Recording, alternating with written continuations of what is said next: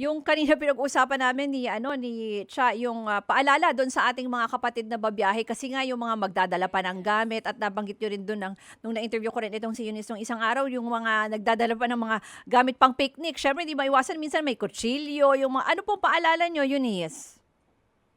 Yes, actually, ito nga po yung pinapaalala din natin, 'no, kasi ito namang mga kababayan natin siyempre hindi naman natin talagang makokontrol lahat ng kanilang dadalhin, especially kasi yung mga magpi-picnic, yung mga uuwi ng probinsya.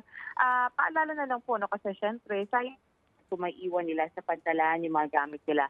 Kahapon po sa Manila Northport, 'no, meron po tayong mga naiwan na halaman. It's because walang permit. So usually po, Ayun, meron talaga halaman. pong yung mga ating tina-travel na bagay. So mabanggit ko lang po kasi usually po kasama po natin yung mga plantitos, yung mga plantita natin, mga halaman o kaya po yung mga animals or pets, no? Sa halaman po, dadali nila. Usually kailangan po meron yung clearance for domestic transport. Doon po yan sa ano, no, sa Bureau of Plants. And then dito naman po sa mga pets na dadali nila, dapat po meron silang veterinary health certificate at saka po valid shipping permit. Wala naman po sa Bureau of Animal Industry. So, ito po para hindi maiwan yung mga dala nila, no? Bukod pa po dito, syempre yung mga bawal na usual na, which is yung mga matatalas na bagay, kutsilyo, balisong, Swiss knife, bawal po yan. At saka po yung mga pwedeng magbiyap, gaya po ng butane, lighter, gas, at lahat po na nga pwede pang picnic na nakakapag-apoy. Bawal po yan. So ganun din yun pabalik kasi yun namang magdadala rin ng halaman galing probinsya. Eh, yung mga manok mga manok, o Ay, yung mga meron manok na? panabong. Meron pa rin ano, Ma'am Oo. Eunice, may nagdadala ng mga manok?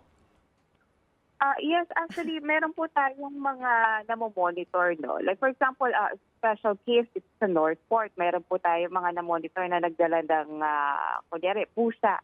And then, walang dalang health certificate at saka po veterinary health permit, no? Mula sa Bureau of Animal Industry.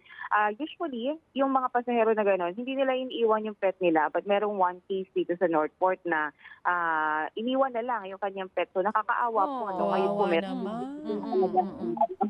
pusa dito sa ating port police, no? So may nagkaroon ng instant plaga yung aming Oo. port police. At least ngayon malinaw, kung wala pong clearance yung mga hayop at halaman na dadalhin nyo, hindi po yan papayagan na maisakay sa barko. Yung mga cabinet daw, Tama po. yung mga may limit ba sa laki? Oh, yun Parang kasi 'di oo. ba naalala ko merong mga nag-uuwi ng cabinet. Tama po ba, Ma'am Eunice? Totoo po yan. Minsan po refrigerator kung hindi cabinet. Refrigerator, No, oh, kita mo? But tama po yan kasi usually mas maluwag ang kumbaga ang barko. Kasi when it malaki yung comes barko to Oo, eh, their oo. eroplano. Mm. And mas marami po silang pwedeng maisakay sa barko kasi kumpara po sa sa eroplano, kumbaga kung sila. So sinasamantala na rin nila yun, especially uuwi din sila sa probinsya. So wala namang pong masama doon, basta Yes. madala na maayos because kasi po ang ano nga lang yan, ang pros and cons lang. Syempre madadala nila sa probinsya. Ang disadvantage lang, medyo mabigat po, saka syempre may security check. So talagang dadaan po yan sa security scanner, saka talagang kailangan nilang buhatin sa ating mga security Oo. experts. Mm.